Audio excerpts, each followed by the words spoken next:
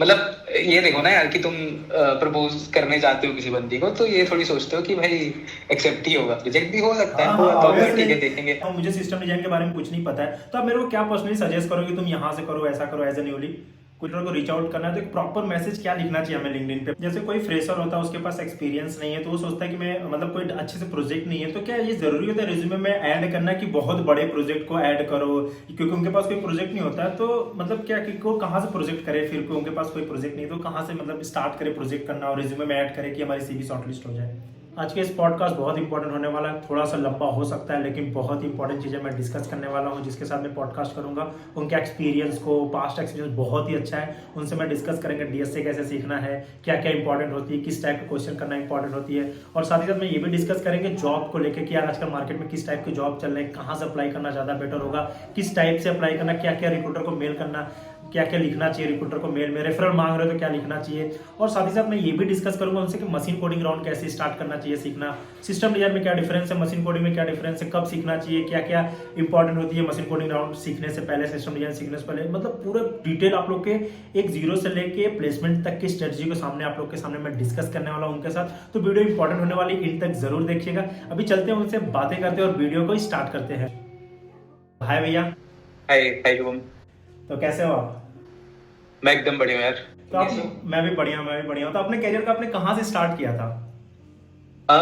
यार तो आईटी वेचू से मैं ग्रेजुएट हूँ। ओके। तो सबसे पहली कंपनी जो मैंने ज्वाइन की थी टावर रिसर्च कैपिटल, राइट, तो that was my first company. High frequency trading firm है वो, हाँ। ओके, तो करेंटली आपने जब टावर रिसर्च को क्रैक किया था, क्या उसके पहले और कोई ऑफर था आपके पास कि मतलब बस पहली कंपनी टावर रिसर्च थी? हाँ तो यार एक्चुअली मैं तो हमेशा से ही कंप्यूटर प्रोग्रामिंग और डीएस से करता था काफी, है ना। तो at the time so tower research मेरी क्रैक हुई थी इंटर्न के टाइम पे। तो इंटर्न के टाइम पे मेरे पास और एक दो जगह से ऑफर थे, तो out of that I chose Tower Research because obviously package first, and second thing कि मैं खुद दिल्ली से हूँ, तो I wanted to stay in Delhi. अच्छा, टावर रिसर्च जो है दिल्ली की कंपनी है? हाँ गुड़गांव में है, तो अच्छा। हाँ इट्स इन दिल्ली एनसीआर। तो टावर रिसर्च जब आपने आपने एज ए इंटर्नशिप ज्वाइन किया था टावर रिसर्च में? हाँ तो इंटर्नशिप की तरह ज्वाइन किया था, फिर नेक्स्ट वहाँ पे काम किया कुछ टाइम, तो बीपीओ आ गया था, तो I got pre placement offer. तो उसी से मेरा अभी एक तरह से स्टार्ट हुआ था। तो टावर रिसर्च में कितने दिन काम किए थे आपने पूरे टोटल, मतलब इंटर्न के बाद ऐसे फुल टाइम में ऑलमोस्ट? हाँ तो इंटर्न हमारी होती है 2 महीने की, उसके बाद अगर हम बात करें एक्चुअल वर्क की, तो अप्रोक्सीमेटली एक एक year and 10 months I think. तो टोटल अप्रोक्सीमेटली 2 साल का एक्सपीरियंस हो गया था मुझे टावर में। और बात करते हैं यहाँ पे कि भैया आपको क्या लगता है कि आजकल लोग काफी डिप्रेशन में चल रहे हैं जॉब के लेके, तो कोई मैसेज देना चाहते हो कि क्या मतलब वो मतलब इस फेज को कैसे टैकल आउट करें, जो भी मार्केट डाउन आजकल चल रहा है उसके अकॉर्डिंग कोई मैसेज? राइट, सो सबसे पहले तो मैं ये बोलूंगा कि हाँ थोड़ा टाइम टफ चल रहा है, राइट। तो इवन अभी मैंने रिसेंटली ही जॉब सर्चिंग मैंने खुद भी की थी, तो when I also applied to companies, तो काफी रिजेक्शंस फेस करने पड़ते हैं, राइट। तो आई वुड से पहली चीज तो कि यार रिजेक्शंस ऐसा नहीं है तुम्हारे ही हो रहे हैं, तो to anyone who is facing such a thing and feeling depressed, this is not just happening to you, ये सबके लिए है ना। And even if you are fresher तो ये तो और ज्यादा है। बट साइमल्टेनियसली ये भी ध्यान रखना है कि IT and tech as an industry ही नेक्स्ट लेवल की इंडस्ट्री है, राइट। तो that is the place where actually job is. तो थोड़ी सी मेहनत अगर अच्छे से कर ली जाए, तो आज नहीं तो प्रोबेबली कुछ टाइम बाद यू विल बी देयर, है ना। तो first thing is to believe in yourself, believe in your skills, that no matter अभी नहीं हो रहा है तो हो जाएगा। सेकंड थिंग इज कि give yourself a little bit of room of improvement, right. सबके साथ ही हो रहा है, तो you have to recall that कि सबके साथ ही हो रहा है, it's not just you, it's not like your skills are specifically lagging, है ना। वो तुम्हें अपने से अच्छे से पता होगा कि क्या हो रहा है। बट हाँ तो keep applying, that is another third one, कि ऐसा नहीं है कि एक कंपनी में डाल दिया और एक्सपेक्ट किया कि यार उसी का आ जाए रिप्लाई, है ना। 100 कंपनी अप्लाई करो, 200 कंपनी अप्लाई करो, इट डजेंट मैटर, है ना। और उसमें से 10 इंटरव्यूज आएंगे, फिर 2 क्रैक होंगे, है ना। एटलीस्ट इतना तो रेशियो बनाने की कोशिश करी जा सकती है। तो that is what my advice would be to anyone applying for jobs at this time. और लोग जो कि काफ़ी प्रेशर रह रहे हैं, मतलब जॉब तो बहुत सारा अप्लाई कर रहे हैं, वो लिंक्डइन पे रिक्रूटर को भी रीच आउट कर रहे हैं, रेफरल भी मांग रहे हैं और उनको रिस्पांस नहीं आ रहे हैं वहाँ पर रेफरल के बावजूद भी, अप्लाई करने के बावजूद। इसके पीछे क्या स्ट्रेटजी है, क्यों नहीं आते ऐसे रेफरल आज के समय में? क्या जॉब जो ओपनिंग हो रही है क्या वो ऑटोमेटिक क्लोज हो जा रही है थोड़े 2-3 दिन में ऐसे करके? लोग रिस्पॉन्स क्यों नहीं आ रहे हैं? इसके पीछे की स्ट्रेटजी वगैरह कुछ? हाँ तो यार एक दो चीजें देखो, सबसे पहले तो अभी हमने रिसेंट टाइम्स में क्या देखा था कि जब कोविड था हाँ। तो ओवर हायरिंग हुई थी, बहुत सारे लोग हायर हुए थे, है ना। बहुत सारी कंपनीज अपने प्रोजेक्ट्स चालू कर दिए थे बिकॉज एक्सपेक्टेशन क्या थी कि सब कुछ ऑनलाइन हो जाएगा, है ना। एजुकेशन ऑनलाइन हो जाएगी, सब चीजें ऑटोमेटाइज हो जाएंगी, सब कुछ ऑनलाइन चलेगा। That was the time of Covid. But जैसी चीजें ऑफलाइन हुई तो things slipped back to the time कि ज्यादा लोग ऑफलाइन प्रेफर करने लगे। लाइक शॉपिंग भी है आजकल, तो people want to go out to a mall and or probably a shopping center and try to buy something, है ना। उस तरह की मेंटालिटी थोड़ी ज्यादा हो गई लोगों में because they have been stuck in their homes for a long time. तो इसकी वजह से क्या हुआ, काफी सारी कंपनीज के प्रोजेक्ट्स क्लोज होने पड़े और उन्होंने ले ऑफ करे। तो this is what had happened till last year. तो अभी स्पेसिफिकली आंसरिंग योर क्वेश्चन की जल्दी क्यों बंद हो जा रही है, because lot of people are unemployed, right. Even some of the people who were in very good companies, they got laid off and it is taking them also time to get into a company, right? Obviously अब 1000 लोग एकदम से apply कर देंगे तो जो नीचे हैं जिनके उनका नंबर आए भी कि नहीं आए रिज्यूमे देखते हुए, that is also questionable, है ना। तो ये सब चीजें होती हैं। सेकेंड चीज इज कि रेफरल्स इज वन थिंग जो फिर भी नोटिस करे जाते हैं। तो मेरा एक्सपीरियंस ये कहता है कि when I applied through referral there was a higher chance of coming back, but even at this time referrals भी over हो चुके हैं। like for every post everyone is almost referring in any company, है ना। तो हाँ, थोड़ा सा टाइम देना पड़ेगा तो और थोड़ा ये भी नोट रखना पड़ेगा कि कौन कौन सी नई ओपनिंग्स आ रही हैं।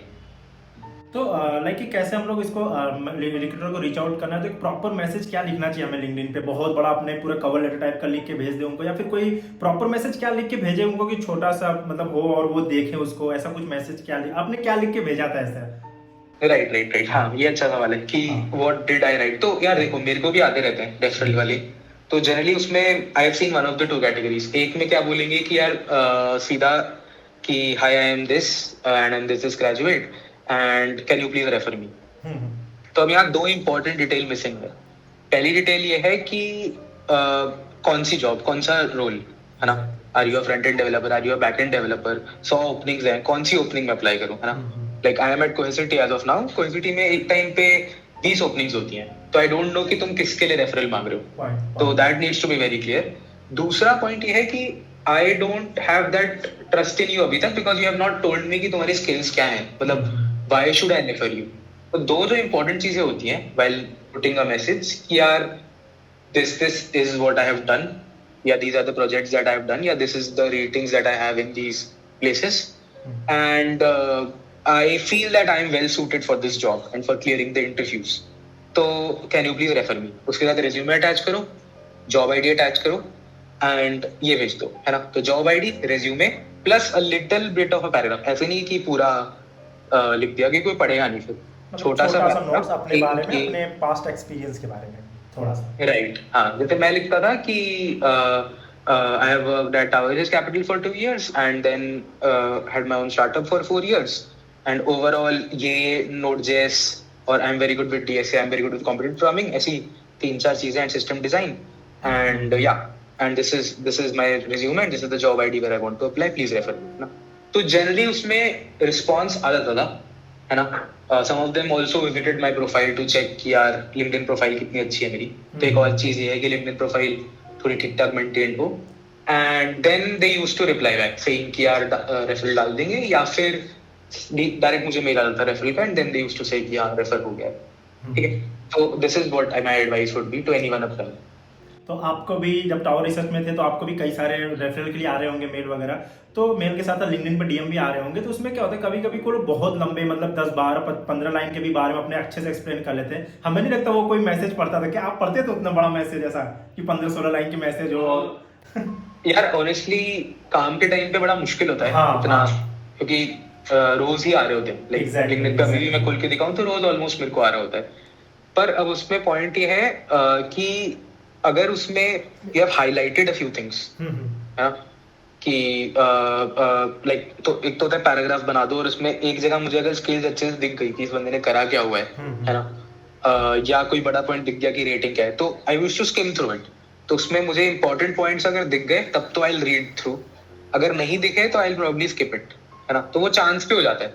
तो इट्स बेस्ट कि टॉप पे ही तुम मेजर जो स्टार पॉइंट्स है तुम्हारे वो लिख दो, है ना, ताकि वो क्लियरली कम्युनिकेट हो जाए। तो नेक्स्ट क्वेश्चन जो भैया आपके लिए ये है कि यार कौन से प्लेटफॉर्म ज्यादा अच्छा है जॉब अप्लाई करने के लिए, क्योंकि आज के समय बहुत सारे प्लेटफॉर्म है, लिंक्डइन है, इंस्टा हायर है, टॉप हायर है, और साथ ही साथ आप देखोगे तो मतलब बहुत सारे Naukri.com है। तो आपके अकॉर्डिंग कौन सा बेस्ट है, आपने कहाँ से अप्लाई किया, कहाँ से रिस्पॉन्स आने की चांसेस हो सकती है ज्यादातर, तो उसके बारे में कुछ आइडिया आपको? हाँ, तो इस सवाल में दो पार्ट्स में बोलता हूँ। लाइक एक पार्ट हो गया तुम्हारा टॉप टेक कंपनीज, राइट। अगर तुम टॉप की कंपनीज में अप्लाई कर रहे हो या जो भी कंपनीज में अच्छे खासे लोग हैं, number of people are high, उनमें अप्लाई कर रहे हो, तो best idea is to go for referral. और रेफरल के लिए बेस्ट आइडिया है to go for LinkedIn only, है ना। लिंक्डइन पे अपने कॉलेज के अलुमनाई से कनेक्ट करो। लिंक्डइन पे एचआर से कर सकते हो, एचआर से रिप्लाई रेट बहुत कम होता है because everyone is almost pinging them. तो best is to go for college के सीनियर्स या और 2 degree connection, 3 degree connection etcetera, right. तो वहां पे उनको हाईलाइट करो अपनी स्किल्स एंड वहां पे रीच आउट करो। सेकंड आता है स्टार्टअप्स। तो स्टार्टअप्स के साथ सीन क्या होता है कि स्टार्टअप्स या छोटी comparatively companies that they generally do their listing on things like AngelList या इंस्टा हायर। तो these two are very good platforms, AngelList and Instahyre, जहां से you can search for opportunities which are in smaller companies. My advice specifically at this time would be कि यार सिर्फ top tech पे ना करके almost everyone should still try some of the smaller startups. And because क्या है कि top tech में प्ले ऑफ भी हो रहे हैं, plus number of hiring is also less, so you can balance it out. हो गया तो बहुत अच्छा है टॉप टेक, अगर नहीं भी होता है तो बैकअप की तरह दो स्टार्टअप्स वुड बी गुड। तो आपने कितने कंपनी में अप्लाई किया था जब आप जॉब ढूंढ रहे थे? क्योंकि अभी क्या होता है कि लोग बहुत सारे कंपनी में अप्लाई किए, रिस्पांस नहीं आता, तो लोग मतलब डिमोटिवेट हो जाते हैं कि यार हमने बहुत अप्लाई किया, अब मैं अप्लाई और नहीं करें क्योंकि रिस्पांस ही नहीं आते। तो क्या आपके साथ भी था, आपने बहुत सारे कंपनी में अप्लाई किया था, और जब अप्लाई कर रहे थे आप, तो आपको कैसे पता चल रहा था कि इसमें पैकेज काफी अच्छा मिलने वाला है, ये कंपनी काफी अच्छी है, तो इसके अकॉर्डिंग कुछ? हाँ, राइट। सो मैंने जब स्टार्ट किया था तो first thing that I did was I made a list of about 150 companies, जिनमें जो मेरे एक तरह से टारगेट कंपनीज थी, looking at whatever constraints I had, है ना। तो मेरा पॉइंट ये था कि मैं उनको रीच आउट करूंगा। अब भगवान की कृपा कह लो या जो भी कह लो, लाइक फॉर्चुनेटली क्या हुआ कि जो पहली ही कंपनी मैंने अप्लाई किया था विच इज कोहेसिटी, उसमें ही मेरे इंटरव्यूज अच्छे चले गए एंड उसी से ऑफर आ गया। तो I did not have to try a lot, मतलब एक आध और कंपनी में मैंने इंटरव्यू दिए हुए थे, उनका ऑफर लेस था कोहेसिटी से, so I just stuck to Cohesity and went ahead with it, है ना। तो वो मेरी जर्नी थी, but again it's a matter of chance कि वो वहां से अच्छे से हो गया because I had a good referral to apply there, है ना। But for a general like for in general मतलब क्या हो रहा है जो मैं देख रहा हूँ मार्केट में भी, कि people have to apply 200 companies to get responses from about 10 and then they are able to crack 1 or 2, right. So वो दिमाग में रखना पड़ेगा, है ना। Second thing is to get to know कि सैलरीज का क्या सीन है। तो there is a very famous website levels.fyi। तो levels.fyi में क्या होता है कि यू कैन एक्चुअली सी कि किसी भी कंपनी के लेवल्स किस तरह से, like for example L5 in Google is equivalent to what in Microsoft और is equivalent to what in let's say some other company like Cohesity, right. So उस तरह के कंपैरिजन दे देता है, plus it also gives recent numbers of जो लोग higher हुए हैं उनके पैकेजेस किस रेंजेस में। तो if let's say you are on some package, let's say 10 LPA, and you want to try to for better companies, let's say 13, 14, 15 देती हैं, so you can easily search for what companies are giving 13, 14, 15 LPA, right, by looking at levels.fyi। तो भैया जैसे आपको तो बहुत लोगों ने जानते होंगे कि आपका भी यूट्यूब चैनल, आप भी वहाँ पे अपने DSC वगैरह पढ़ाया है और बहुत चीज़ें भी पढ़ाते रहते हो, तो आपने अच्छी कंपनी में काम किया है, टावर रिसर्च और क्योरसिटी में काम करो, तो आपका ऑब्वियसली आपका DSC वगैरह काफ़ी अच्छा रहा होगा, ठीक है। तो यार आपका भी रिजेक्शन हुआ था किसी कंपनी में कि बस जिस कंपनी में अप्लाई किया उसमें सिलेक्शन ही था, कोई रिजेक्शन वगैरह हुआ था? मैं बस ये जानना चाहता हूँ कि लोगों को ये बताना चाहता हूँ कि यार बहुत जो भी जानते हैं उनका भी रिजेक्शन होता है कि नहीं, बस ये चीज़ें। नहीं, बिल्कुल रिजेक्शन बहुत सारे हुए थे, लाइक इवन पहली स्टेज पे ही कि रिज्यूमे ही शॉर्टलिस्ट नहीं हुआ, तो एडोबी में मैंने 7-8 रोल्स में डाला था, 7-8 में रिजेक्शन आया, मतलब तो इट्स नॉट लाइक कि रिजेक्शन नहीं होते हैं, इवन इंटरव्यूज देने के बाद भी देयर वर 1 or 2 कंपनीज जिनसे मुझे कॉल बैक नहीं आया। तो मतलब एज सच रिजेक्शन नहीं बोला उन्होंने, बट कॉल नहीं आया, तो आई एम अज्यूमिंग कि वो रिजेक्टेड ही था, राइट। सो ऐसा नहीं है, देखो इंटरव्यूज के टाइम भी it's about the day also, यार आज का दिन कैसा गया, आज का दिन कैसा नहीं गया। It can very well happen कि बहुत इजी सी सिंपल चीज थी जो तुम्हें नहीं दिखी इंटरव्यू के दौरान, एंड यू स्लिप्ड, है ना। तो इट्स नॉट लाइक कि rejections are there for anyone and everyone, पहली बात। एंड उनको दिल पे नहीं लगाना होता है, that is what I believe. मतलब मुझे हाँ मतलब तो वो तो part and parcel of life है। मतलब ये देखो ना यार कि तुम प्रपोज करने जाते हो किसी बंदी को, तो ये थोड़ी सोचते हो कि भाई एक्सेप्ट ही होगा, रिजेक्ट भी हो सकता है, हुआ तो ठीक है देखेंगे, ऐसे एक्सेप्ट तो बहुत मुश्किल होता है होना। हाँ एग्जैक्टली वही। तो वैसा ही जॉब में नहीं होगा। हाँ तो वैसा ही जॉब में भी मानो कि ठीक है नहीं हुआ तो ठीक है, अगले पे ट्राई करेंगे। ओके, तो अब आज के इस पे जॉब के अकॉर्डिंग एक लास्ट क्वेश्चन जो है कि जैसे रिक्रूटर आपकी सीवी रिज्यूमे शॉर्टलिस्ट होगी, आपको रिक्रूटर ने कॉल किया, ठीक है। जब कॉल किया तो आपसे पूछेगा कि सर आपने प्रीवियस एक्सपीरियंस बताओ, और साथ ही साथ आपके कितनी सीटीसी थी, करेंटली सीटीसी और एक्सपेक्टेड सीटीसी। तो क्या कभी कभी क्या होती है कंपनी लोग एक्सपेक्टेड ज्यादा बता देते हैं, 50% 60%, तो वहां से कंपनियां बैकआउट हो जाती बिना आपको कुछ कहे। तो क्या ये मतलब ये राइट चीज है बताना उसको कि मैं एक्सपेक्टेड इतना बोलता हूँ, या फिर ऐसा कुछ बोल दे कि ग्रेटर देन जितना भी है उससे 10% मतलब कुछ ग्रेटर देन निगोशिएबल, ऐसा कुछ। हाँ तो यार इसमें दिक्कत क्या होती है, लो बॉल बहुत इजीली किया जा सकता है। तो मतलब जैसे अभी अगर तुम्हारा पैकेज 10 है एंड तुम अमेजोन में अप्लाई करते हो, तो अमेजोन के पैकेज तो ज्यादा होते हैं। तो अगर तुम उनको 10% बोलोगे तो तुम्हें 11 पे दे देंगे वो, which is obviously not the right thing to go for. तो आई थिंक इसमें बेस्ट ये रहता है कि जैसे मैंने बोला levels.fyi से देख लो कि इस जॉब की रेंजेस क्या है सैलरी की, तो यू विल नो कि यार ये एवरेज है, ये हायर साइड है, ये लोअर साइड है। अब डिपेंडिंग अपॉन कि तुम्हारा अभी जो पैकेज है वो तुम्हारे एक्सपीरियंस के हिसाब से अगर लोअर साइड है, तो obviously there is a higher chance कि तुम एवरेज की बात करोगे तो तुम्हें वो कंपनी उससे थोड़ा कम पे बना लेगी, है ना। वेयरएज अगर तुम्हारा अभी जनरल जनता के हिसाब से अच्छा खासा पैकेज है, तो you can directly go for the top one even in that company and then try to negotiate from there, है ना। तो इट्स ऑल अबाउट एक वो कंपनी का बजट कितना है, बी तुम्हारा अभी कितना है, तो उस हिसाब से तुम किस बजट रेंज में अब नेक्स्ट जा सकते हो। जनरल फंडा ही कहते हैं 40% तो मिल जाता है, 30-40%, है ना, if you try it out. उसके ऊपर हाँ थोड़ा ज्यादा मुश्किल होता है। या तो हम ये भी ऐसा बोल सकते हैं कि निगोशिएबल हो सकता है, मतलब एक अपना रेंज बता दो कि 20% है, मतलब ऐसा 50 बता दो, उसके बाद देखो it's depend upon my interview experience की इंटरव्यू के बाद निगोशिएबल कर सकते हैं, ऐसा कुछ नहीं भी तो इंटरव्यू शेड्यूल होने के चांसेस भी हो सकते हैं। हाँ आई थिंक वो ऐसा रहेगा कि वो सामने वाला ही बोल देगा कि इस पे नेगोशिएट तब कर लेंगे। तुम्हें खुद कम दिखाने होता है कमजोरी, अनलेस ऐसा हो कि इंटरव्यूज ओकेश गए हैं, राइट। वो भी फीडबैक में तुम्हें पता चल जाएगा कि इंटरव्यूज कैसे गए हैं, है ना। तो that should all be fine. जो मेरा एक्सपीरियंस रहा है कि इनिशियल कॉल में बस वो एक बॉलपार्क नंबर बोलते हैं which should be in their range for that particular role. As long as वो इन दैट रेंज है, so they'll go for your interviews, you'll have the interviews done, and at the end of it then they'll मतलब उसके बाद फिर अच्छा खासा negotiation होता है, ठीक है। तो ये एक चीज है। तो यार चलते हैं वापस से प्रीवियस क्वेश्चन की तरफ, वहाँ पे आ जाओ कि भाई आपने प्लेसमेंट स्ट्रेटजी बताई, आपने प्रिपरेशन जो किया था उसकी स्ट्रेटजी वगैरह बताई, कैसे प्रिपरेशन किया था आपने। हाँ तो आई थिंक मैंने ये अपने चैनल पे भी बोल रखे हैं, मैंने 6-7 राउंड्स बताए हैं जो मुझसे पूछे गए थे as an 5 to 6 year experience person, है ना। एज अ फ्रेशर मुझे लगता है 2-3 मेजर चीजें हैं जो प्रिपरेशन में लगती हैं। एक तो डीएसए आना चाहिए, है ना। डीएसए से ऑब्वियसली पहले लैंग्वेज आना चाहिए, तो डीएसए बहुत अच्छे से आना चाहिए। डीएसए के बाद सीएस फंडामेंटल्स कुछ होते हैं, ऑपरेटिंग सिस्टम, नेटवर्क्स, डीबीएमएस, वो तो आना ही आना चाहिए। एंड थोड़ा बहुत आजकल machine coding, low level design, और कुछ स्टार्टअप्स डेवलपमेंट पूछने लग गए। डेवलपमेंट में तुम्हारा फ्रंट एंड की नॉलेज या बैक एंड की नॉलेज, ये सब चीजों एक्सपीरियंस के साथ मशीन कोडिंग और आने लग गई है, प्लस सिस्टम डिजाइन की डेप्थ भी आने लग गई है ना। तो ये सब होता है। एक बिहेवियरल राउंडर होता है, तो मैंने 7 ही राउंड कवर किए कि 7 राउंड में क्या क्या पूछा जाता है, क्या क्या होता है। तो अगर किसी को चेक करना है तो they can check on my channel. तो इनके चैनल पे जाओगे आप लोग, मैं दे दूंगा यार यहाँ पे ऐड कर दूंगा भरत खन्ना के चैनल के, इनके भैया के। तो वहाँ पे जाकर आप लोग देखोगे पूरे कोडिंग कैसे सीखना है, क्या करना है, पूरी प्रिपरेशन जर्नी आप लोग को मिल जाएगी यार। तो अब चलते हैं नेक्स्ट क्वेश्चन की तरफ। भैया आपने डीएससी की प्रैक्टिस कहाँ सीखी थी, कौन से प्लेटफॉर्म से आपने प्रैक्टिस किया था, वो बता सकते हैं आप। हाँ तो यार जब मैं कॉलेज में था तब तो कोडिंग के लिए ज्यादा थे नहीं ऑप्शन, लाइक लिटरली जीएफजीपी तब स्टार्ट ही हो रहा था, लीड कोड था ही नहीं शायद। तो हम लोग मेजरली हमारे टाइम पे कोड फोर्सेस था जो था, और थोड़ा बहुत हैकर रैंक चलता था, तो इनसे ही हमने किया था। बट आज की डेट पे अगर मैं बात करूँ तो best platform out there no doubt is LeetCode. मतलब लीड कोड से you can actually get the feel of जो इस तरह की प्रॉब्लम्स पूछी जाएंगी एक्चुअली कंपनीज में, है ना।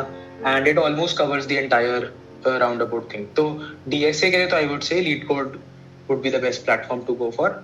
वहाँ पे प्रॉब्लम सिलेक्शन का थोड़ा ध्यान देना होता है, लाइक मतलब आई वुड से कि पैटर्न्स जानना, वाई क्वेश्चनिंग करना is more important then blindly कोई 10-12 शीट कोई फॉलो कर ली, है ना।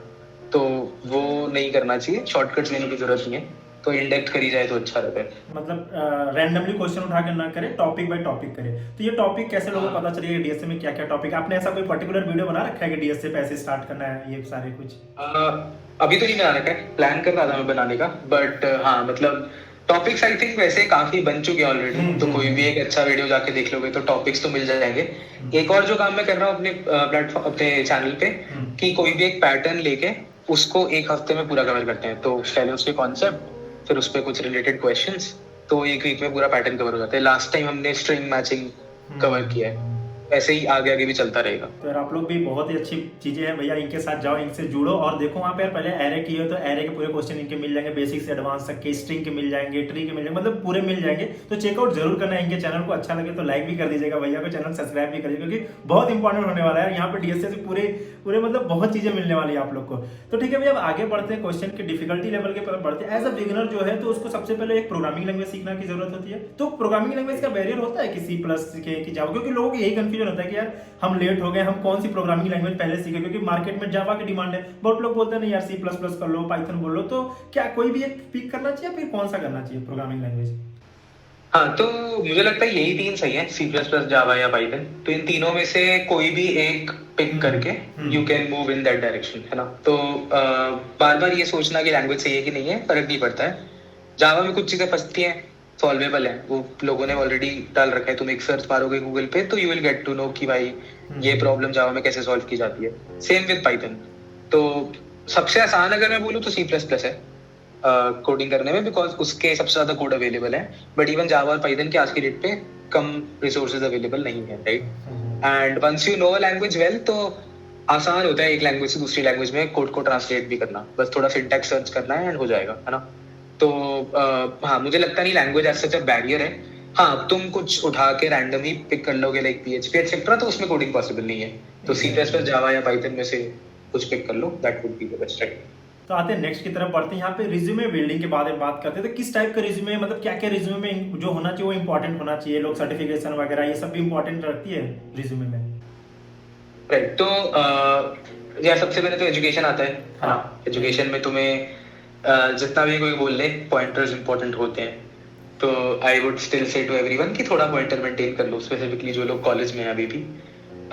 उसके अलावा नेक्स्ट आता है वर्क एक्सपीरियंस, अगर है तो वो अच्छे से एक्सप्लेन करना, प्रोजेक्ट सारे। अपार्ट फ्रॉम दैट नहीं है वर्क एक्सपीरियंस तो भी प्रोजेक्ट्स जो तुम्हारे हैं वो अच्छे से एक्सप्लेन करना। उसमें स्टार मॉडल होता है, तुम ये सर्च कर सकते हो स्टार मॉडल क्या होता है, जिसमें एक्सप्लेन करे जाते हैं प्रोजेक्ट्स, तो उस मॉडल में एक्सप्लेन करना। फिर थोड़ा बहुत स्किल्स हाईलाइट करनी होती हैं, अचीवमेंट्स हाईलाइट करनी होती हैं। And it's a good idea कि अगर कोई एक सर्टिफिकेशन है या कोई सर्टिफिकेशन है अच्छे, तो you can put that out, है ना। And that would in a way reinforce कि तुमने वो स्किल सीखी है अच्छे से, है ना, और वो उससे हेल्प करेगा।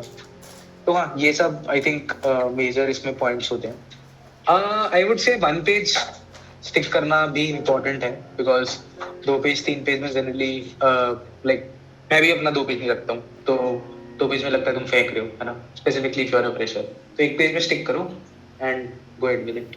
जैसे कोई फ्रेशर होता है उसके पास एक्सपीरियंस नहीं है, तो वो सोचता है कि मैं मतलब कोई अच्छे से प्रोजेक्ट नहीं है, तो क्या ये जरूरी होता है रिज्यूमे में ऐड करना कि बहुत बड़े प्रोजेक्ट को ऐड करो? क्योंकि उनके पास कोई प्रोजेक्ट नहीं होता है, तो मतलब क्या कि वो कहाँ से प्रोजेक्ट करे? फिर उनके पास कोई प्रोजेक्ट नहीं तो कहाँ से मतलब स्टार्ट करे प्रोजेक्ट करना और रिज्यूमे में ऐड करे कि हमारी सीवी शॉर्टलिस्ट हो जाए? हाँ तो मेरे मतलब जो मैंने देखा है अभी तक कि even if you have a good एक फुल स्टैक प्रोजेक्ट पूरा अच्छे से, उस पे एक फ्रंट एंड था अच्छा, एक अच्छा बैकएंड था, अच्छी इंटीग्रेशन थी, तुमने उसको डिप्लॉय कर रखा है ना। अच्छे का मतलब है कि it should not be like a tic tac toe game या टू डू लिस्ट, वो ऑब्वियसली नहीं। But if it's a good enough website कि जैसे let's say restaurant management system या लाइब्रेरी मैनेजमेंट सिस्टम या कुछ भी ऐसा, बोनस पॉइंट्स होंगे अगर वो कोई एक्चुअल वहाँ की रियल प्रॉब्लम सॉल्व करता है, जहाँ भी जिस भी छोटे एरिया की, चाहे वो तुम्हारे पापा की कोई शॉप ही हो, उसके लिए कोई एक सॉफ्टवेयर है, तो at least if you have a story behind it कि ये मैंने क्यों बनाया, तो उससे थोड़ा लगता है कि हाँ मतलब ऐसे ही कुछ भी नहीं बना दिया है, कुछ सोच के बनाया है ना, या कुछ फीडबैक लेके बनाया। तो उस तरह का software development experience is preferred by companies. तो हाँ, जिनके पास प्रोजेक्ट्स नहीं है, पहली बात तो प्रोजेक्ट जरूरी है। बहुत बड़ा सा प्रोजेक्ट जरूरी नहीं है कि एकदम कुछ तुम रिसर्च कर रहे हो, वो कंपनीज को नहीं करना होता है। कंपनीज को क्या करना है, वेबसाइट बनानी है, सॉफ्टवेयर बनाना है, ये करना है। अगर तुम सॉफ्टवेयर डेवलपमेंट का एक्सपीरियंस दिखाना चाह रहे हो तो वो हेल्प कर सकता है। एक और चीज जो हेल्प कर सकती है which is open source and GSoC. तो अगर जीसॉक आ भी रहा है अभी, तो इवन मतलब कुछ लोग अगर जो फ्रेशर्स वगैरह हैं वो have not given their hand on open source, तो they can try that because GSoC से काफी अच्छा प्रोजेक्ट हो जाता है एक रिज्यूमे। तो ठीक है, अब नेक्स्ट क्वेश्चन की तरफ बढ़ते हैं। जैसे आपने बताया कि आज के समय में लोग सिस्टम डिजाइन पूछते हैं, ठीक है, तो सिस्टम डिजाइन लोगों को कहाँ से पढ़ना चाहिए, और सिस्टम डिजाइन के कुछ मतलब कि लो लेवल हो, हाई लेवल हो, किसी को जीरो, जैसे एज ए मैं हूँ, मुझे सिस्टम डिजाइन के बारे में कुछ नहीं पता है, तो आप मेरे को क्या पर्सनली सजेस्ट करोगे, तुम यहाँ से करो, ऐसा करो, एज ए न्यूली कुछ सिस्टम डिजाइन के बारे में? तो पहली बात तो डिजाइन के दो पार्ट्स होते हैं, लो लेवल, हाई लेवल, है ना। लो लेवल डिजाइन को ही मशीन कोडिंग भी कहा जाता है। तो लो लेवल डिजाइन और मशीन कोडिंग किससे रिलेटेड होता है कि तुम क्लासेस कैसे बना रहे हो, तुम कोड को स्ट्रक्चर कैसे कर रहे हो कि नए फीचर डालना आसान हो, राइट। जैसे अगर अभी हम ब्लिंकिट बना रहे हैं, तो ब्लिंकिट में लेट्स से हम ग्रोसरी डिलीवर करते हैं, पर इसको हमें एक्सटेंड करना है फूड डिलीवर करने के लिए, तो वो क्या इजीली हो जाएगा तुम्हारे कोड में। ये लो लेवल डिजाइन में देखा जाता है। हाई लेवल डिजाइन में क्या देखा जाता है कि आर्किटेक्चर कंपोनेंट कौन से है, कि फ्रंट एंड बैक एंड है, अब ये कनेक्ट कैसे होंगे, बहुत सारी एपीआई कॉल्स आ रही हैं, तो वो हैंडल कैसे होंगी, क्या तुम बीच में काफका लगाओगे, क्या तुम बीच में डेटाबेस कौन सा यूज करोगे। तो ये जो ओवरऑल आर्किटेक्चर की चीजें हैं कि कंपोनेंट्स क्या होंगे, वो तुम्हारा हाई लेवल डिजाइन में आता है। तो पहली बात तो ये डिस्टिंक्शन क्लियर करना बहुत इंपॉर्टेंट है कि लो लेवल अलग है, हाई लेवल अलग है। अब दोनों अलग अलग पढ़े जाते हैं, पहली बात, है ना। लो लेवल में तुम पढ़ोगे concurrency, class design, design patterns, design principles. High level design में तुम पढ़ोगे things like load balancer, Kafka queues, databases, ये सब, है ना। तो दोनों का पूरा रीडिंग मटेरियल लगे। हाई लेवल डिजाइन के लिए आई वुड से एक अच्छा यूट्यूब चैनल है जो मुझे काफी पसंद है, जो मुझे काफी हेल्प किया था, which is Jordan has no life करके एक चैनल है। वो काफी मुझे तो हेल्प किया था, तो that you guys can go through. उसने अच्छे वीडियोस बना रखे हैं for the concepts. Low level design के ऑनेस्टली बहुत अच्छे रिसोर्सेस नहीं है अभी अवेलेबल, बट हाँ मतलब can be tried out. Even एक जो प्रोग्रामिंग पाठशाला का ही रिसोर्स है, that is a good enough resource for low level design. तो दोनों में ज्यादा इंपॉर्टेंट कौन सा, इंटरव्यू में क्या ज्यादा पूछते हैं, कि लो लेवल पूछते हैं, हाई लेवल पूछते हैं, और कोड किस में लिखना होता है? तो हाई लेवल डिजाइन में ज्यादातर कोडिंग की बात नहीं होती है, उसमें मैथमेटिकल कैलकुलेशन करना होता है कि यार इतना बैंडविड्थ यूज होगा, इतना डेटाबेस में डेटा स्टोर होगा, इस तरह की रेप्लिकेशन स्ट्रेटेजी होगी। तो ओवरऑल आर्किटेक्चर की बात होती है, तो उसमें तो कोडिंग होती ही नहीं है जनरली, है ना, अनलेस कोई छोटा पार्ट तुमसे लिखवाना चाहे, उसमें तुम फिर कोई भी लैंग्वेज यूज कर सकते हो।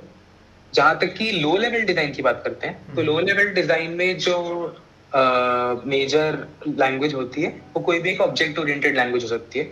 तो इट कैन बी जावा या पाइथन या for that matter C plus plus में भी कुछ लोग करते हैं। ये लैंग्वेजेस ज्यादा सबसे ज्यादा लोग जावा में करते हैं, बट फॉर लैंग्वेजेस में भी लोग कर लेते हैं। तो आगे बढ़ते अगर सोचो भैया मुझे सिस्टम डिजाइन स्टार्ट करना हो, तो उसके पहले मुझे क्या क्या चीजें आनी चाहिए सिस्टम डिजाइन मतलब स्टार्ट करने से पहले, क्या क्या इंपॉर्टेंट? सिस्टम डिजाइन के प्रीरिक्विजिट्स है सीएस फंडामेंटल्स, कि ऑपरेटिंग सिस्टम अच्छे से आ जाए, डेटाबेस अच्छे से आ जाए, कंप्यूटर नेटवर्क अच्छे से आ जाए, है ना, ये सब तो आ ही जाए। तो ये सब उसके प्रीरिक्विजिट है। प्लस अगर थोड़ा बहुत तुम्हें डिप्लॉयमेंट, क्लाउड, इन सब की नॉलेज है डेवऑप्स की, तो वो हेल्प करती है, बट नेसेसरी नहीं है। तो भैया जो भी मार्केट में मशीन कोडिंग आ गया, तो इसमें और सिस्टम डिजाइन में क्या डिफरेंस है, कि कंपनी मशीन कोडिंग पूछती है, क्या उसी को सिस्टम डिजाइन बोलती है, दोनों में कुछ तो फर्क है, मतलब मशीन कोडिंग और सिस्टम डिजाइन में? मशीन कोडिंग थोड़ा थोड़ा उससे रिलेटेड है, जो तुम्हारा क्लास डिजाइन होता है, जो लो लेवल डिजाइन है, ना कि सिस्टम डिजाइन से रिलेटेड। बट मशीन कोडिंग में थोड़े स्पेसिफिक सवाल और आ जाते हैं, जैसे तुमसे पूछा जा सकता है रेट लिमिटर बना दो एक अपना, है ना, तो एक कोड लिख दो रेट लिमिटर का। अब अब दैट इज लाइक, हाँ मतलब अगर तुम्हें नहीं पता है कि रेट लिमिटर क्या होता है तो भी गड़बड़ है, तो थोड़ा बहुत तुम्हें हाई लेवल डिजाइन आना पड़ेगा ताकि तुम्हें पता हो रेट लिमिटर होता क्या है, या लोड बैलेंसर लिख दो तो लोड बैलेंसर पता होना चाहिए होता क्या है। उसके बाद it's more about coding it well, तो कोडिंग के लिए तुम्हें थोड़ी बहुत डेवलपमेंट नॉलेज होनी चाहिए, थोड़ा बहुत ऊप्स आना चाहिए ताकि तुम लो लेवल डिजाइन से अच्छा कोड लिख दो। तो ये मशीन कोडिंग होती है, थोड़ा बीच का इंटरसेक्शन काइंड ऑफ। तो क्या पर्टिकुलरली कोई लैंग्वेज में हम मशीन कोडिंग सिस्टम डिजाइन को करें या फिर कोई जो मर्जी हम उससे स्टार्ट कर सकते हैं करना? आपके अकॉर्डिंग कौन सा बेस्ट होगा? अगर मैं जैसे मुझे कौन सा लैंग्वेज बेस्ट होगा जिससे हम सिस्टम डिजाइन मशीन कोडिंग करना ज्यादा इजी हो?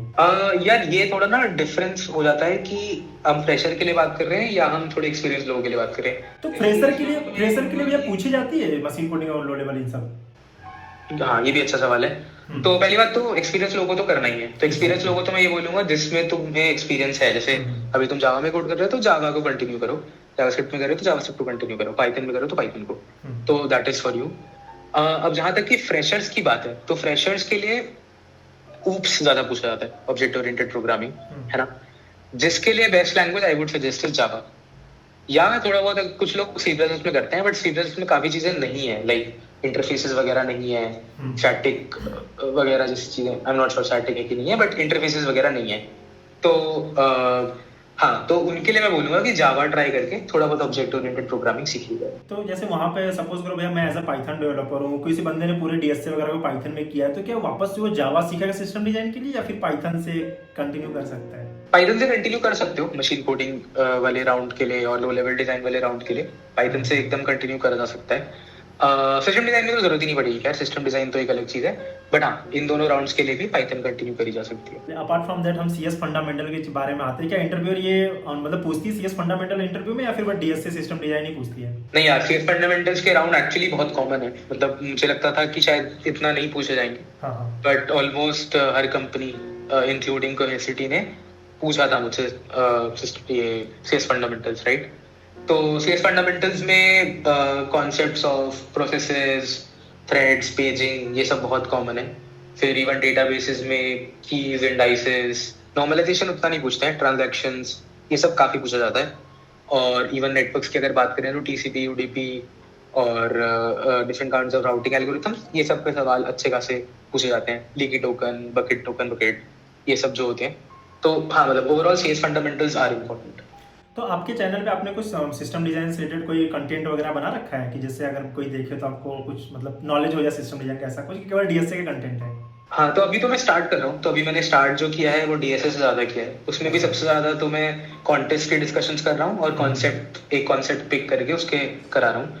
बट हाँ, मेरे प्लान में है कि मुझे थोड़ा बहुत सिस्टम डिजाइन या मशीन कोडिंग या सीएस फंडामेंटल्स करना है, depending upon what the audience want. तो प्रॉब्ली हाँ, एक बार मैं थोड़ा डीएसए से कंफर्टेबल हो जाऊं रेगुलर पोस्ट करने पे, तो I probably pull up post poll या something to get to no.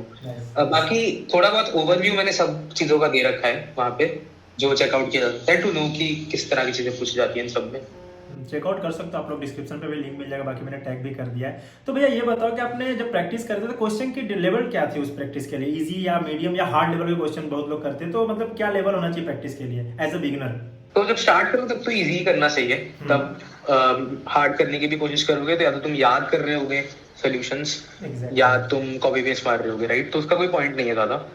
तो स्टार्ट इजी से ही करना है, but slowly and steadily obviously level बढ़ाना है। तो ऐसा भी नहीं है कि अगर तुम अभी इजी वाले कर ही लेते हो तो भी तुम इजी करे जा रहे हो। अगर तुम इजी वाले कर लेते हो तो मीडियम ट्राई करो, जब मीडियम वाले भी अच्छे से होने लग जाएंगे मैक्सिमम तो हार्ड ट्राई करो, है ना। और ये जानने के लिए कितने हो पा रहे हैं, कॉन्टेस्ट देना इंपॉर्टेंट है। लीड कोड पे वीकेंड पे कॉन्टेस्ट होते हैं, तो एक कॉन्टेस्ट अगर दे दिया तो you would get to know कि यार कॉन्टेस्ट में मुझसे इजी तो हो गया, मीडियम में से एक हुआ, तो प्रॉब्लली मुझे थोड़े हार्ड वाले मीडियम अभी करने हैं, या ये टॉपिक के मीडियम में पूछा गया था तो मुझसे नहीं हुआ तो ये टॉपिक मुझे करना है। तो हाँ, contest are a good way to know कि कितने पानी में होगी। तो आजकल भैया क्या होता है कि लोग बहुत सारे बोलते हैं कि ये 10 क्वेश्चन एरे के हैं, 15 क्वेश्चन ये, तुम 20 क्वेश्चन कर लो, तो वो क्या सही चीज होती है कि तुम 15 क्वेश्चन जो होती है 15 क्वेश्चन बस एरे पे कर लो तो तुम समझ जाओ मुझे एरे आ गई है? तो ये क्या आपके अकॉर्डिंग ये सही चीज है कि जब तक आपको कंफर्टेबल हो तब तक करो? यार तो अपना एक्सपीरियंस बताता हूँ कि ये सब थ्योरी जो आई थी यार, ये सब ये इतने से सवाल कर लो और हो जाएगा, ये तब आई थी जब हायरिंग बढ़ी हुई थी, हायरिंग काफी हुई थी। तो उस टाइम पे क्या सीन था कि कॉमन सवाल पूछे जा रहे थे एंड लोग ले लिए जा रहे थे, राइट। अभी क्या है, सिलेक्टिव हो गया बहुत ज्यादा हायरिंग, कि बहुत सारे लोग हैं और सिलेक्ट करना है एक को। तो अभी नए सवाल पूछे जा रहे हैं। लाइक मेरे से किसी भी कंपनी ने रिपीटेड सवाल नहीं पूछे। लाइक इवन इफ मैं कोएफिडी की बात करूं तो दोनों जो सवाल थे दोनों इंटरव्यूज में, दे वर वेरी गुड क्वेश्चंस और वेरी गुड न्यू क्वेश्चंस, है ना। दे वर नॉट रिपीटेड क्वेश्चंस। तो मेरी एडवाइस पे ये रहेगी कि शॉर्टकट्स ना ही लिए जाए तो अच्छा है। ज्यादा जरूरी ये है कि कॉन्सेप्ट्स सारे कवर करे जाएं, सारी वेरिएशंस कवर करी जाएं, है ना। और हाँ, वही मैं कोशिश भी कर रहा हूँ अपने चैनल पे भी, तो वो करा जाए rather than just doing these 10-15 named problems and saying कि यार मेरा डीपी हो गया कि मैंने 20 सवाल कर लिए हैं जो मुझे कॉमनली देखे जाते हैं। जब तक तुमने ये नहीं समझा कि रिकर्जन कैसे लिखी जाती है और मेमोइज कैसे होता है और उसको फिर स्पेस कैसे रिड्यूस करी जाती है, उसकी टाइम कॉम्प्लेक्सिटी कैसे कम होती है, जब तक ये कॉन्सेप्ट्स की तरह नहीं सीखे तुमने चीजें, तब तक तुम नई डीपी नहीं कर पाओगे। तो बहुत ज्यादा इंपॉर्टेंट ये है कि नए क्वेश्चन करने का कॉन्फिडेंस आता है। तो भैया जब आप मतलब क्वेश्चन करते हो तो बहुत लोग होता है मतलब क्वेश्चन नहीं सॉल्व होती, मैं 2 बार 1 घंटे से लेके बैठा हूँ, कोई भी मीडियम लेवल प्रॉब्लम है, मेरे से क्वेश्चन नहीं सॉल्व, डिमोटिवेट हो जाते हो, तो क्या क्वेश्चन को वहीं पे हम छोड़ दें या फिर हम सोल्यूशन देख ले उसका? तो यहाँ पे क्या बोलना चाहोगे आप? तो तुमने सॉफ्टवेयर इंजीनियर से रिलेटेड एक मीम देखा होगा कि रैंडम जगह पे एकदम से आंसर आता है ना। वॉशरूम में बैठे हैं और आंसर आता है। तो ऐसी चीजें होती हैं। मतलब that is not just for real का जो काम है सॉफ्टवेयर इंजीनियरिंग का, but it is also for this kind of coding questions. तो हाँ, अगर 1 घंटे से लगे हुए लगातार नहीं हो रहा है, leave it, do other questions. वो बैक ऑफ द माइंड में चलता रहेगा और अनएक्सपेक्टेडली हो सकता है कि तुम कहीं बैठे हो और तुम्हें पॉपअप कर जाए ना। मुझे ऐसा लगता है कि एक दिन क्वेश्चन को रहने देना चाहिए बिफोर लुकिंग एट सोल्यूशन।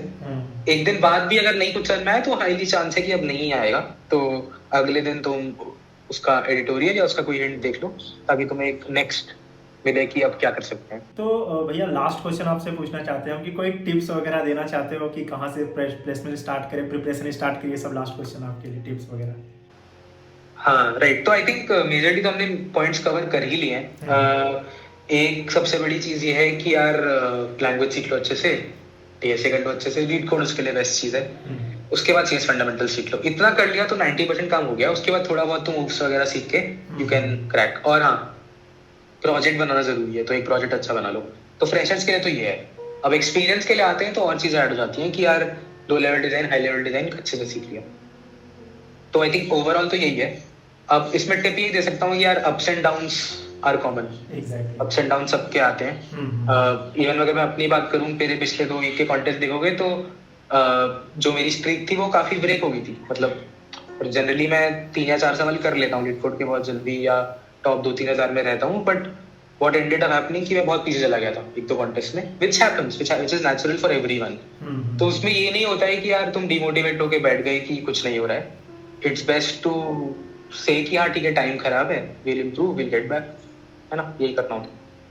तो it's a continuous process. Consistency is important and being there is important.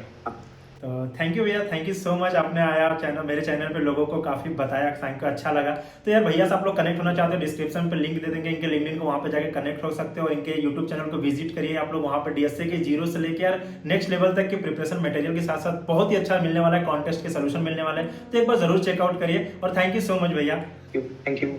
Okay, bye bye.